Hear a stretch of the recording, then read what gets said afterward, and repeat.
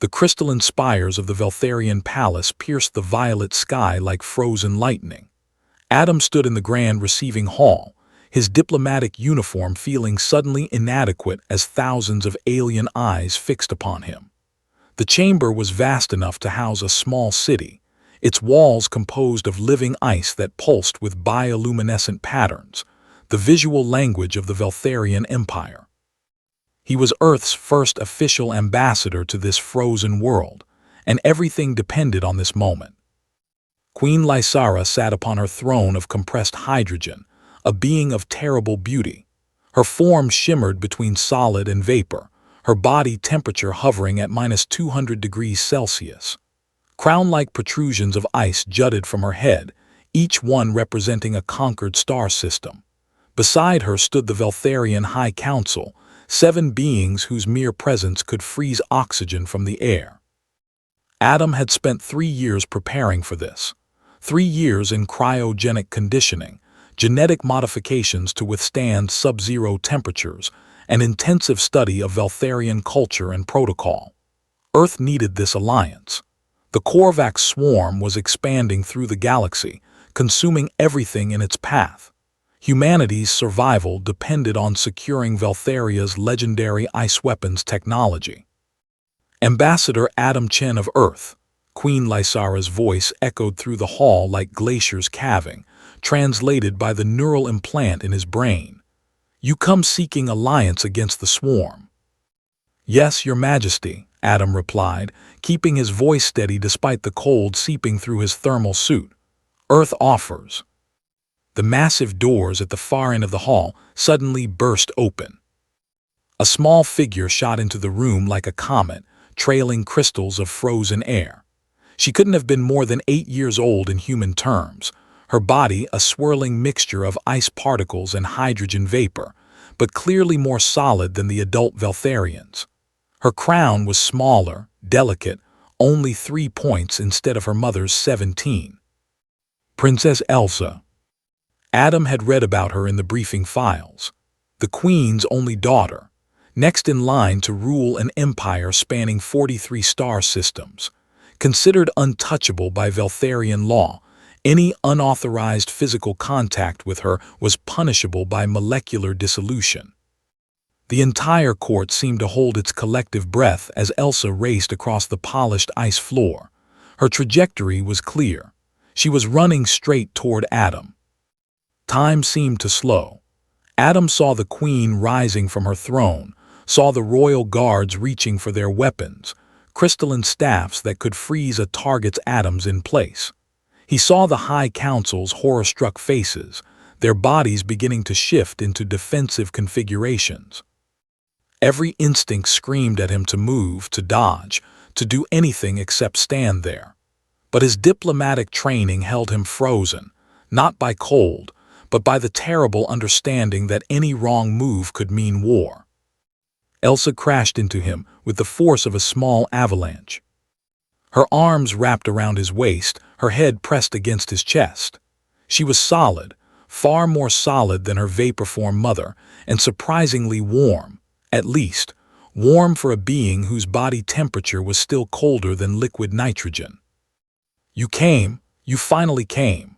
Her voice was like wind chimes in a blizzard, high and excited, speaking perfect English through his neural translator. The palace didn't just freeze, it transcended frozen. Every Veltharian in the hall went absolutely rigid.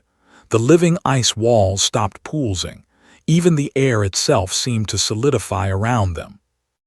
Adam stood paralyzed, feeling the small alien princess hugging him while her entire civilization watched in what he could only assume was absolute horror. His mind raced through the diplomatic protocols, the cultural briefings, the thousands of scenarios they'd prepared him for. This wasn't one of them. Elsa, the Queen's voice cracked through the hall like a glacier splitting. She was moving now, flowing down from her throne in a cascade of frozen particles. The temperature in the room plummeted another 50 degrees. Adam's suit alarms started screaming. But Elsa didn't let go. She looked up at him with eyes that swirled like miniature galaxies, full of ice crystals that sparkled with their own inner light. "I knew you'd come," she said, her voice dropping to a whisper meant only for him. "I saw you, in the frozen deep. You're the one from my vision." The frozen deep. Adam's enhanced memory pulled up the reference instantly. The most sacred site in Veltharian culture, a quantum ice formation at the planet's core where their greatest seers supposedly glimpsed fragments of possible futures. "Your Majesty," one of the High Council members, Lord Craxus, materialized beside them, his form crackling with barely contained energy. "The human has violated sacred law. He has touched—" "I touched him," Elsa interrupted, her voice carrying surprising authority for someone so young. She finally released Adam but stayed close, turning to face her mother and the court. "The law says no one may touch me without permission. I gave permission. I initiated contact." "The law also states," Queen Lysara said slowly, her form becoming more solid as she approached, "that you may not grant such permission until your coronation ceremony. Not for another 12 cycles."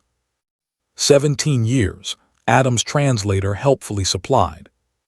Elsa's form flickered, uncertainty clouding her features. But then she straightened, her small crown catching the bioluminescent light. "Then perhaps the law is wrong."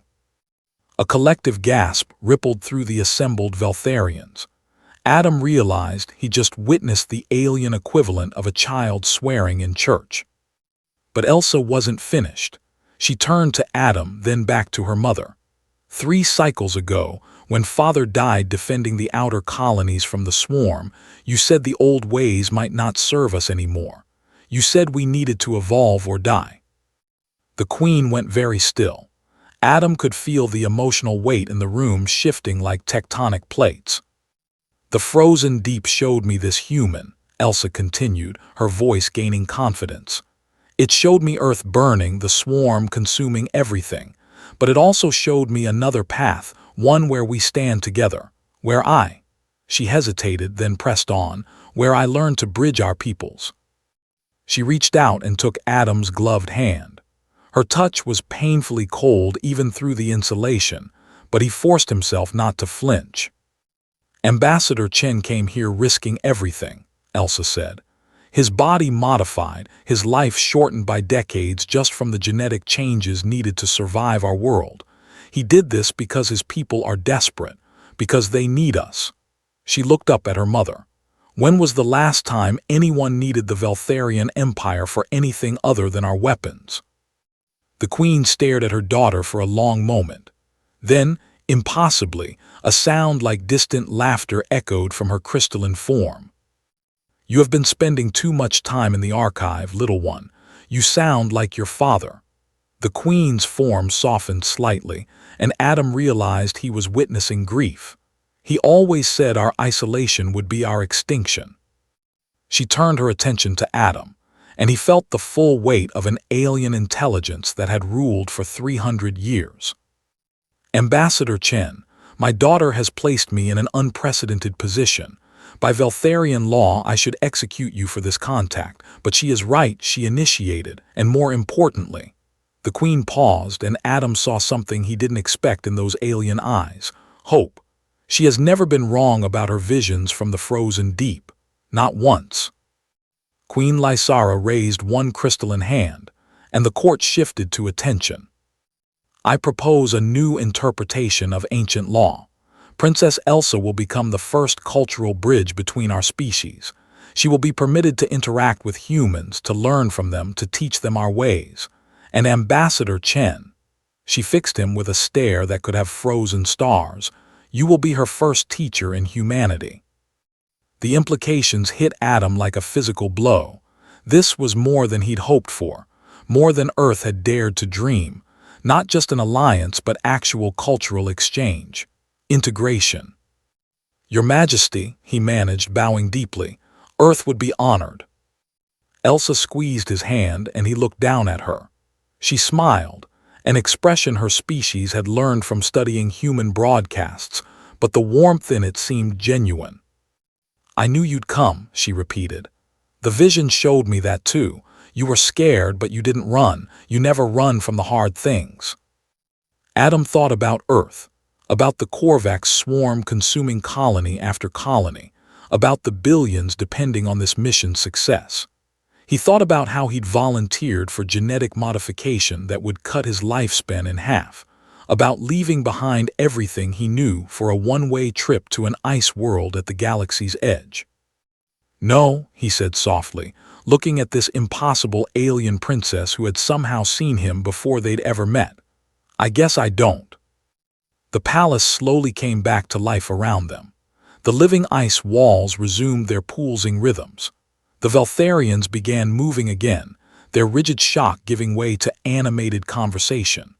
Lord Craxus and the other council members huddled together, their forms flickering with what Adam's translator interpreted as intense debate. But Queen Lysara raised her hand once more, and silence fell. "The alliance is granted," she declared. "Not just weapons and technology, but knowledge, culture, understanding. We will face the swarm together, as we should have from the beginning." Her gaze settled on her daughter. "My child has shown me that sometimes the greatest courage is not in maintaining old laws, but in knowing when to forge new ones." Adam felt something loosen in his chest, tension he hadn't even realized he'd been carrying. Earth was saved. Humanity would survive. And it had all hinged on one impulsive hug from an alien princess who had seen the future in a quantum ice formation. Elsa tugged on his hand. "Will you tell me about Earth? About the warm oceans and the green things that grow in the sun?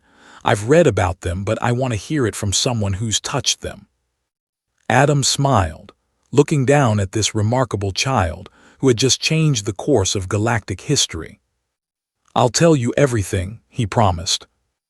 And as the palace erupted into celebration around them, a sound like a billion ice crystals chiming in harmony, Adam realized that sometimes the universe's biggest moments came in the smallest packages. Sometimes salvation wore a tiny crown and gave unexpected hugs.